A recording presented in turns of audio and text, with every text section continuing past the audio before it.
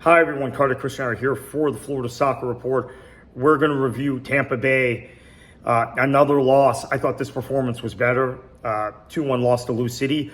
But let's keep in mind, over the course of the last 6 seasons in the USL Championship, no club in the league has given Louisville City more trouble and more fits than Tampa Bay.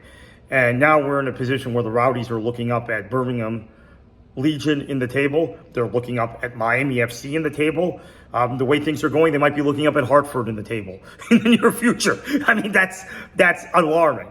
So, what did I like from last night? Now, first of all, let's remind everyone: Lawrence Wyke is injured. Blake Bodley is injured. Lewis Hilton is injured. There may be someone else out also. Forrest Lasso is just coming back from an 11-month injury. Although he looks fit, he looks the part, and Leo Fernandez, you can't play 90. So let's start with that.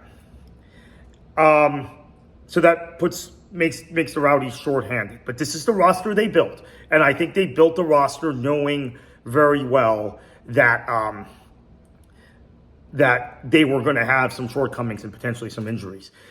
And you look at Rowdies guys doing well everywhere else in the league. I mean, Damian Rivera is playing really well for Phoenix. Former Rowdies players, I should say. Cal Jennings speaks for itself. Although yesterday for Charleston, little off topic, but MD Nyers was placed as kind of a 10 behind Cal Jennings. And it worked. Or a 9.5 maybe, like a withdrawn striker. It worked, like Cal and MD Myers. That reminded me of Cal Jennings and Manu Arteaga a year ago. Cal Jennings and Sebastian Gonzalez in the past. So, he's doing well in Charleston. There are other Rowdies. Harivu has tended to play pretty well for Rhode Island. And there are others. Freddie Clayman, I think, has had a good start to the season for a Sacramento team that's struggling almost as much as Tampa Bay is. But Clayman has been a standout. So those are the guys the Rowdies no longer have. They replaced those guys. And I forgot to mention Lewis Hilton's hurt too, right, at the outset. And Hilton was fit all of last season and was really, to me, one of the top players in the USL Championship last year. I don't know how he didn't make, I don't think he made first team all USL Championship. Don't know how he didn't, but I would have had him in there. So you don't have Hilton, you don't have Bodley, you don't have White, you don't have, I think there's someone else missing too. They've had so many injuries, Rowdies. So that's who you're missing. So what kind of team do you go with in this match? You still have Crisostomo, who to me has been one of the better players in the USL Championship this season. I think was the best player in the league the first 3 weeks of the season, in my opinion. He had another really standout game after a couple off weeks. Cammy McPherson, really good again yesterday. I mean, I really like this player who's come on loan from St. Johnstone. Manu Arteaga, who had been looking kind of slow and labored the last few weeks, he had a good match. I'm looking up at my notes now. Ali Bassett, I thought, had a good match. I thought Lasso was okay. But now here are the concerns. Obviously, we know goalkeeper Campisi is not at the Jordan Farr or Connor Sparrow level from what we saw the last 2 seasons. So that's already a drop-off. Aaron Guillen cannot play left back.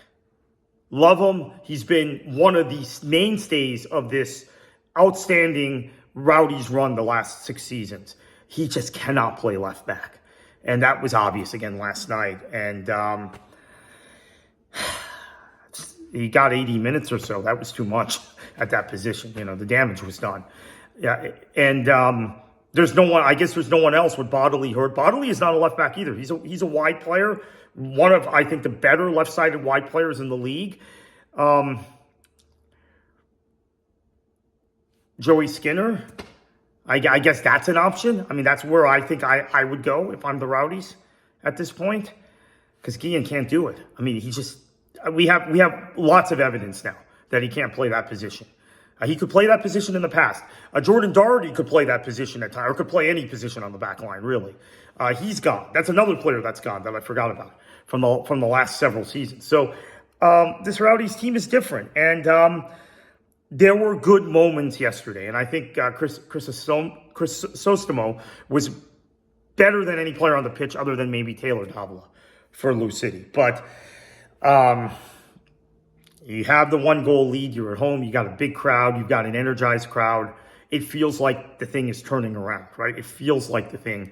And in fact, I was at the Miami FC match, concentrating on that match, but also keeping tabs on the Rowdies match. And it felt like the Rowdies were playing really well. They had a lot of momentum.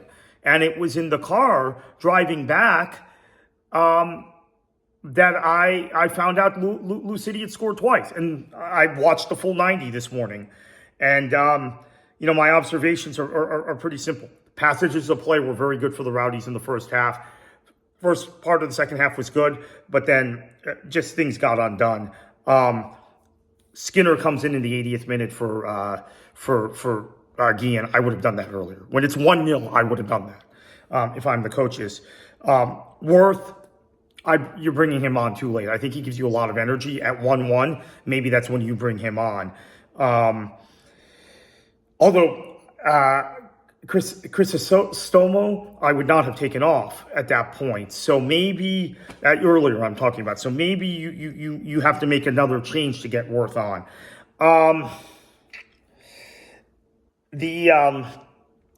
What happened in the second half, obviously, is Louisville City took advantage of just kind of some sloppiness from Tampa Bay, who were, I still think, on the whole, the better team. And this was a much better performance. When I saw the Rowdies in person midweek in Naples, they had no business getting out of there they had no business getting to penalty kicks, let alone advancing. No business. They were the second best the whole match. But that's, again, like a new team, a new Naples team, a tier below, maybe not managing the situation well. And the Rowdies have veteran players led by Forrest Lasso, Leo Fernandez, who can manage those situations. But I thought yesterday was really good. I thought the passing in the infield was good. I thought it was really good for a time, I should say. The central midfielders, again, were outstanding for Tampa Bay. Arteaga was better than he's been. Passius was a little off. Nyangabiri, at some point we're going to have a conversation about him because he just frustrates me. I mean, he's got so much in his tool shed, but his end product is just not there. Although I did see him score a goal on Wednesday. I do have to concede that. But even in that match, I was like, gosh, he's taking one extra touch. He's making the wrong decision in the final third. We have to have a serious conversation about him. Guillen can't play left back. I'm just going to keep that out there. And the left side, I think about Ollie Bassett. I think Ollie Bassett, if you have someone who can play left back on the same side of the pitch as him, or you have Bodley as a wing back when Bodley's back, that left side for Tampa Bay should be cooking. So we're only a fifth of the way through the championship season. Rowdies are clearly in a troubled place, bad place, but that can change, and let's hope it does. I mean, this is a club again, and again, the standards are so high with Tampa Bay, which is why Robbie Nielsen gets sacked after 4 matches. I don't agree with the decision, but I respect it. Don't expect me to embrace the decision. I'm not embracing it. But I respect the decision because I realize the standards are here for Tampa Bay. This isn't, no offense, this isn't Miami FC. That would be offensive to me, right, as Miami FC person. This isn't Miami FC. This isn't Birmingham. This isn't Hartford. This is Tampa Bay. So the standards are here. You need to be here. You need to be competing with Louisville City. You need to be competing with Charleston. You need to be competing this season with Loudoun United. Who really, I thought, made pretty easy work of the Rowdies last week. So this week was better, but the standards are slipping with the Rowdies. There's no question about it. The team, I'm almost grading on a curve when I say this guy was good, that guy was good, because it doesn't look like the Rowdies of 2 seasons ago. No one makes the grade based on that team or the team, any Rowdies team from 2020 to 2023. No one. Yesterday, no one in the last 4 weeks, going back to the Tulsa game. 5 weeks. No one, other than maybe Crisostomo and Passius at times. If you're without grading on the curve, no one makes the standard of the Rowdies, circa 2020 to 2023. None, no one. I mean, I'm saying how good McPherson was. He would just have been an average player on those teams. So, yeah, the team has to improve. We saw signs of it yesterday. Jägermeister Cup against a Miami team that, as I mentioned in my video yesterday, playing with a lot of confidence, has basically played fairly well in 5 consecutive matches. They lost a few of those, right? They lost the match to New Mexico, which they dominated. Lost a match in the 123rd minute in Indy, a match where they were the better team, but just, ever so slightly. But got good results. Clearly the better team against North Carolina, clearly the better team against San Antonio, won both those matches.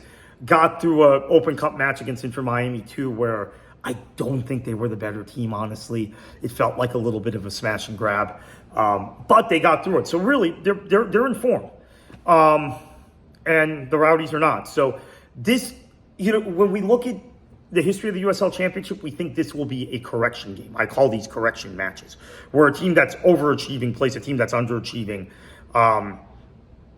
and it just corrects itself. And Tampa Bay, based on that, Tampa Bay would win. But we've seen a couple of those matches this season in the USL Championship where I said, okay, this is the correction. Monterey Bay is now going to lose. Didn't happen. This is the correction. Loudoun is now going to lose. Didn't happen. So it may not happen this week either. James Knowles and I will have a lot about the build-up for that match this week. Thank you once again for subscribing to Beyond the 90.